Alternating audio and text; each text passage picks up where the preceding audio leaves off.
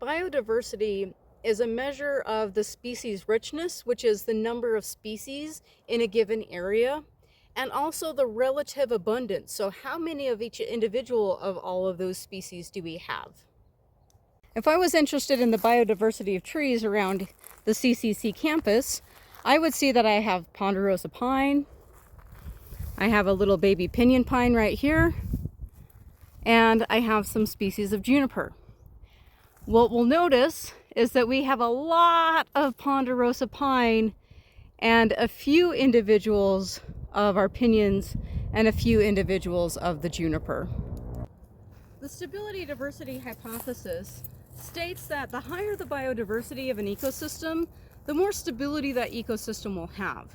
That means that there will have higher resistance or resilience in the face of disturbances that might knock it out of equilibrium. The diversity stability hypothesis is, well, a hypothesis. So in this discussion post, what we're going to do is brainstorm how we could go about testing this hypothesis. Let's review the Western scientific process, that is, hypothesis testing. I've just got poison ivy, y'all.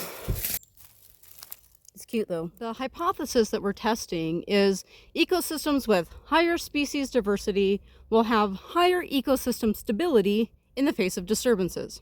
As we design our experiment, what would our independent variable be? That is, what is the thing that we're trying to test? Using the extremes is very useful in detecting a pattern.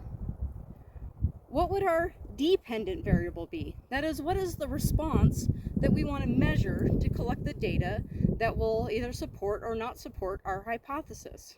What other factors would we need to control for? That is, what other factors could affect ecosystem stability besides biodiversity?